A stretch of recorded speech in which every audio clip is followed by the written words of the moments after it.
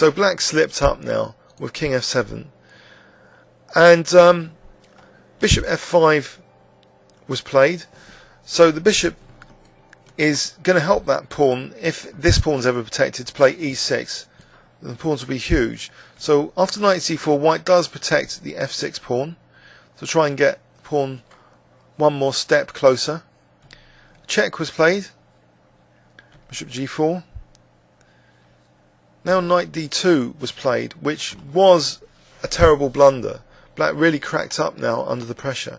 Apparently rook b6, according to Ribka, is slightly better for black, but I'm not sure I believe it. If the dynamism is really not there for white. Depth 16, still better. So what's happening here? Why is e6 out of interest not really strong here? Well, apparently, in this position, well, there's rook takes e6, because after rook takes, there's rook takes g4. So black is able to blockade virtually with this cunning tactical idea. So this is what black should have played. And if knight f4, then there's another idea, h5. So this is starting to get tricky. Knight takes, and now rook e6. So black could have resourcefully got a blockade, but he catastrophically blundered with knight d2. And now we see further pawn liberation, e6, and white's clearly winning now. The king moved, f7, the rook, a token blockade. After check, king g7. The final move was bishop h5, so supporting now e7. So in this game, step by step, the pawns would move forward, and at each step, Philidor basically guarding the pawn that would need to be protected for the adjacent pawn to move forward. So, a gradual increase in territory, and the pawn's lust to expand was demonstrated in this game with these powerful connected passed pawns being generated straight out of the opening, and this exchange sack, just to make sure that the setting was there now for pushing them more and more forward, even sacking the b3 pawn. So the game does demonstrate to a large extent, that the pawns are the soul of the chess, especially in respect to creating dangerous pass pawns, which are getting more and more dangerous. Let's now look at another Philidor game played in 1790. So Philidor had a long chess career, and he was still playing great games past 60 years old. So here he was black against someone called Smith. So it was played in London, England, 1790. So we see now still bishop c4 was popular as an initial move. Knight usually before bishops nowadays, but the bishop was developed first. And in particular, to contrast it from the first game, we see another sort of application of the pawn chain, which is kind of setting a nice climate for a kingside attack and long-term attacking pressure. So not so much about passed pawns in this one, but rather sort of creating avenues of attack. So bishop g5, he plays h6, and the opponent voluntarily gives up the dark squared bishop.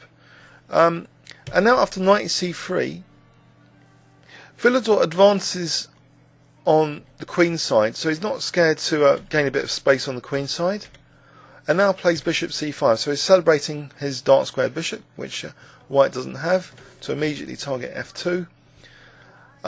But long-term pressure on the king side is going to be evident. After d6, the bishop is also clamping down on white, playing the freeing move d4. So usually, when black gets a good kingside attack, white usually wants to counter in the centre. But because of this nice bishop, clamping down on d4, that's going to be a bit harder for white to do in this game. So queen d2. Now Philidor, he doesn't mind the double pawns. He plays bishop e6 because he realises that this f-file, this semi-open f-file, is going to be good. He's going to be able to coordinate pieces like the rook and queen later on dark squares, and put more pressure on white's king side. And white took on e6, so he's not really taking into account the longer term implications of the pawn structure here. So f takes, and after castles, instead of the routine castling or a knight move, developing move, white was probably shocked by black's next pawn move, which was actually g5.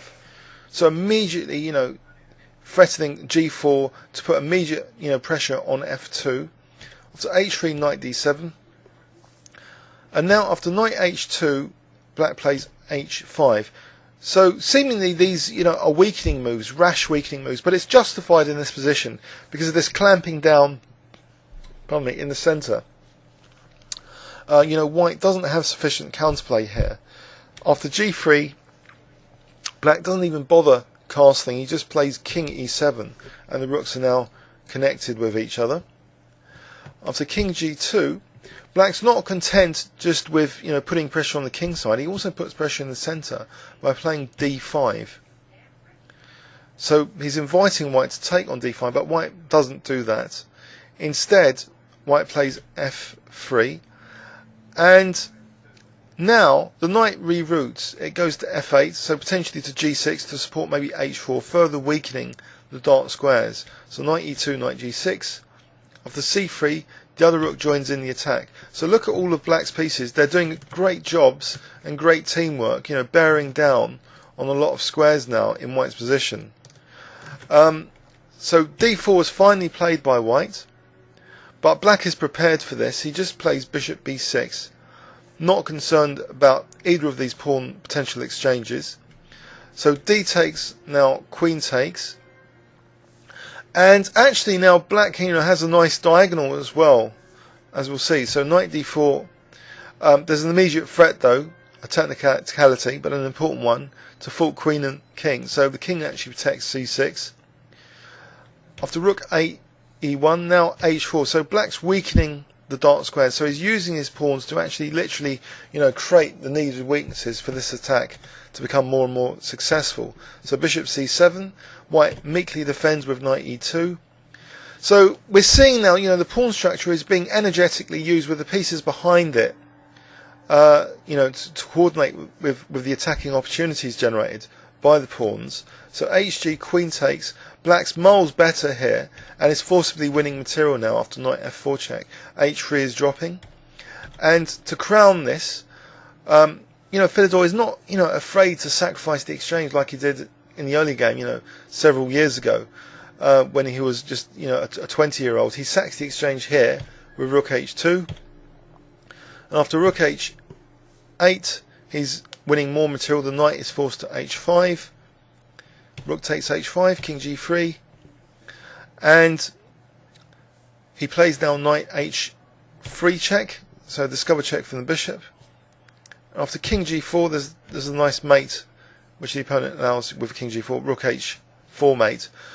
So really there's two different applications of pawn structure shown in these first two videos for the evolution of chess, showing that the pawns are the soul of the chess. They can dictate pawn mobility, passed pawns, connected passed pawns, but in this game they can also dictate creating weaknesses in the opponent's king safety, coordinating well with the pieces behind them, being able to break rules of moving pawns. So Philidor wasn't, he took the pawns in context that we're very cautious nowadays to move any pawns because we're terrified of the tactical implications. But here, white really didn't have much counterplay in the centre, and when he did get it, all Philidor had to do was move his king to d7 to stop knight c6, and after that he just carried on ploughing into the white position. So really, Philidor's created a wide, variety of ways of winning with just pawn usage in various ways. And so we have here, one of the foundations laid, way back, in the 18th century by this great French player. Please leave any comments or questions on YouTube. Thanks very much.